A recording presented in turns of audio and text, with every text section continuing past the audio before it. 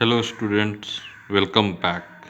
Now we start the new unit optics, unit number 6 optics. ठीक है. Now optics is the branch of physics which deals with the study of nature, production and propagation of light. Optics physics का वो branch है जो कि आपको light की nature, production और प्रोपगेशन के बारे में बतलाता है. हम जानते हैं कि इलेक्ट्रोमैग्नेटिक रेडिएशन जिसका कि वेवलेंथ जो है वो 400 नैनोमीटर टू 700 नैनोमीटर होता है, वो आपको विजिबल रीजन होता है, जिसके कारण हमें पता चलता है कि हम किसी भी चीज़ को देख सकते हैं, देख रहे हैं, जो हमको बतलाता है, सेंसेशन ऑफ साइट देता है, उसको हम लोग विजिबल रीजन कहते हैं और बेसिकली यही आपको लाइट है. Now the electromagnetic radiation from wavelength range 400 nanometre to 700 nanometre is visible region gives the sensation of sight is called light, and light is the non-mechanical form of energy. Non mechanical form of energy का मतलब है कि इसको propagate करने के लिए किसी material medium की ज़रूरत नहीं है, ये वैक्यूम में आपको प्रोपगेट कर सकता है. Now light always travels in straight line and its speed is 3 × 10⁸ metre per second. Light जो है वो आपको non mechanical form of energy है, यानी इसको ट्रेवल्स करने के लिए किसी मीडियम की ज़रूरत नहीं है. ये आपको हमेशा ही स्ट्रेट लाइन में मूव करता है और इसका स्पीड जो है वो 3 × 10⁸ मीटर पर सेकेंड वैक्यूम में होता है. ये हम लोग जानते हैं कि लाइट इलेक्ट्रोमैग्नेटिक वेव है.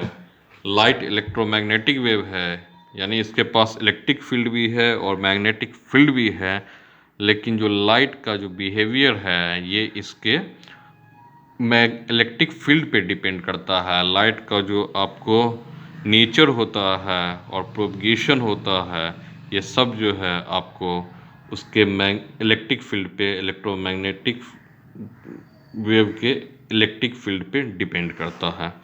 इस ऑप्टिक्स को हम लोग 3 ब्रांच में डिवाइड करते हैं. एक जियोमेट्रिकल ऑप्टिक्स या रे ऑप्टिक्स कहलाता है, दूसरा वेव ऑप्टिक्स या फिजिकल ऑप्टिक्स कहलाता है, और तीसरा जो है वो आपको क्वांटम ऑप्टिक्स कहलाता है. जियोमेट्रिकल ऑप्टिक्स में हम लोग रेक्टिलिनियर प्रोपगेशन ऑफ लाइट के बारे में पढ़ते हैं, लॉ ऑफ रिफ्लेक्शन के बारे में, लॉ ऑफ रिफ्रैक्शन के बारे में, और फिजिकल इंडिपेंडेंस ऑफ लाइट रे, यानी कि 2 लाइट रे जो है किसी पे डिपेंडेंट नहीं होती है, किसी पे डिपेंड नहीं करती है, वो आपको इंडिपेंडेंट होती है. तो इसी को हम लोग फिजिकल इंडिपेंडेंस ऑफ लाइट रे कहते हैं. यानी कि जियोमेट्रिकल ऑप्टिक्स में जाइए तो आपको जो आप पढ़ना है, rectilinear propagation of light, law of reflection, law of refraction, physical independence of light, ये आपको रे ऑप्टिक्स ऑफ लाइट के नेचर पे हम लोग डिस्क्राइब करते हैं. दूसरा जो होता है, सेकंड जो होता है, वो वेव और फिजिकल ऑप्टिक्स. ये आपको लाइट के वेव नेचर के बारे में, लाइट के वेव नेचर के बारे में बतलाता है. और ये जो आपको जिस फिनोमिना पे बेस्ड होता है वो फिनोमिना आपको है इंटरफ्रेंस है, डिफ्रैक्शन है, पोलराइजेशन ऑफ लाइट है. जबकि क्वांटम ऑप्टिक्स में हम लोग फोटो इलेक्ट्रिक इफेक्ट के बारे में पढ़ते हैं, कॉप्टन इफेक्ट के बारे में पढ़ते हैं. अब यदि लाइट रे किसी गिलास स्लैब पे इंसिडेंट होती है तो 3 घटनाएं होती है. कुछ पार्ट जो है लाइट का वो सेम मीडियम में बाउंस बैक कर जाता है. ये घटना आपको जो है रिफ्लेक्शन कहलाती है. जब आपको जो है रे ऑफ लाइट किसी गिलास स्लैब पे गिरती है तो 3 घटनाएं होती हैं. कुछ पार्ट जो लाइट का है वो आपको सेम मीडियम में बाउंस बैक हो जाता है, ये घटना आपको रिफ्लेक्शन कहलाती है. कुछ पार्ट लाइट का जो है वो सेकेंड मीडियम में चला जाता है, ये घटना आपको रिफ्रैक्शन कहलाती है. और रिमेनिंग अमाउंट ऑफ लाइट जो है वो ग्लास स्लैब के द्वारा एब्जॉर्ब हो जाता है, ये घटना एब्जॉर्प्शन कहलाती है. यानी कि लाइट रे आपको ग्लास स्लैब पे गिरती है. यदि लाइट रे ग्लास स्लैब पे इंसिडेंट होगी तो 3 फिनोमिना जो है वो आपको होती है। व्हेन द लाइट रे is incident on the glass slab 3 phenomena can be occur. Okay, first, some part of light is bounced back in the same medium. Such phenomena is called reflection. Some part of light is goes in the second medium. It is called refraction.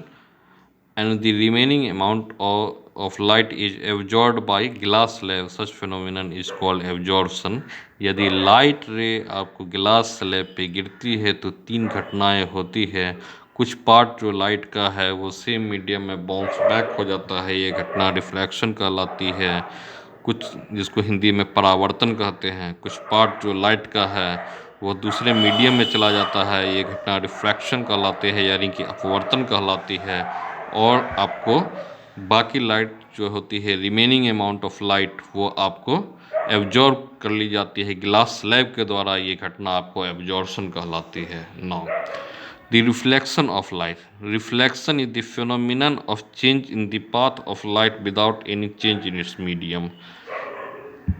यानी कि रे आपको light ray incident हो और उसी medium में bounce back हो जाए, मीडियम का चेंज नहीं हो, तो ये घटना जो है ये आपको जो है रिफ्लेक्शन कहलाएगी।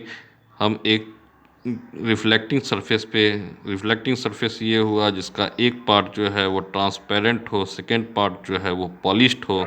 तो इस तरीके का जो सरफेस होता है वो रिफ्लेक्टिंग सरफेस होता है, परफेक्टली रिफ्लेक्टिंग सरफेस कर लीजिए। तो जब उस पर जो है लाइट रे को हम इंसिडेंट करवाते हैं तो वो लाइट रे आपको सेम मीडियम में बाउंस बैक हो जाती है, मीडियम में चेंज नहीं होता है। तो ये घटना आपको रिफ्लेक्शन कहलाती है। दो आपको लॉज है रिफ्लेक्शन के। पहला लॉ ये है कि इंसिडेंट रे, रिफ्लेक्टेड रे और नॉर्मल, वो तीनों आपको एक ही प्लेन पे होते हैं। The incident ray, the reflected ray and the normal all lies the incident ray, the refracted ray and the normal of the reflecting surface at the point of incidence all lies in the same plane। ये incident ray, reflected ray और normal, ये तीनों आपको एक ही plane पे होते हैं। ये फर्स्ट लॉ ऑफ रिफ्लेक्शन है। और सेकेंड लॉ ऑफ रिफ्लेक्शन की बात करते हैं। Now the angle of incidence is equal to the angle of reflection. Angle of incidence और एंगल ऑफ रिफ्लेक्शन दोनों बराबर होते हैं। The angle of incidence is equal to the angle of reflection. ये दोनों एंगल बराबर आपको होते हैं। जब यदि जब नॉर्मल इंसिडेंस हो तो आई जीरो होता है और आर भी आपको जीरो होता है। एंगल ऑफ इंसिडेंस और एंगल ऑफ रिफ्लेक्शन बराबर होंगे। तो जब नॉर्मल इंसिडेंस होगा तो रे ऑफ लाइट जो है वो आपको फिर से अपने पाथ को रिट्रेस कर जाएगी। यदि एंगल नॉर्मल इंसिडेंस में एंगल ऑफ रिफ्लेक्शन और एंगल ऑफ इंसिडेंस दोनों बराबर होंगे, दोनों का जो है वो 0 डिग्री पे होंगे, तो रे ऑफ लाइट जो है वो फिर से अपने पाथ को रिट्रेस कर जाती है। Plane mirror. In a plane mirror, यदि प्लेन मिरर जो है image form is virtual, erect and at the same size behind the mirror as the object is in front of the mirror। ये जो plane mirror होता है उसमें जो image form होता है वो हमेशा ही वर्चुअल होता है, इरेक्ट होता है यानी सीधा होता है, और वो उतना ही डिस्टेंस पे होता है, आपको मिरर के उतना ही पीछे बनता है जितना आगे जो है ऑब्जेक्ट मिरर के आगे खड़ा होता है।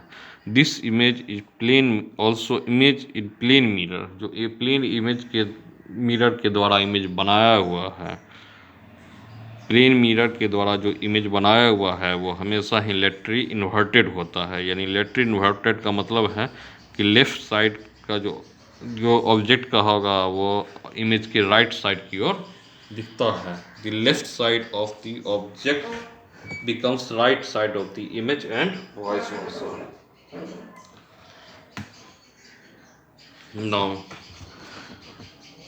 total number of image in is formed when the object is placed between two plane mirrors which are inclined at an angle theta is given by।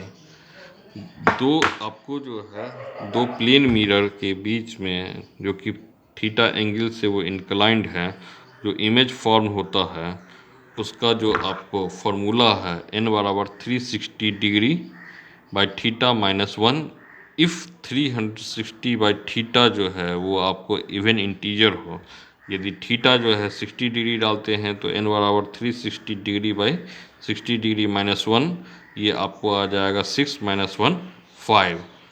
और n बराबर 360 degree by theta, if 360 degree by theta is an odd integer, यदि theta जो है वो 40 degree है, यदि theta जो है 40 डिग्री है तो n equal to 360 degree by 40 degree, ये आपको जो है 9 जो है वो आपको इमेज फॉर्म होते हैं। अब इसके आगे फिर हम लोग कल पढ़ेंगे।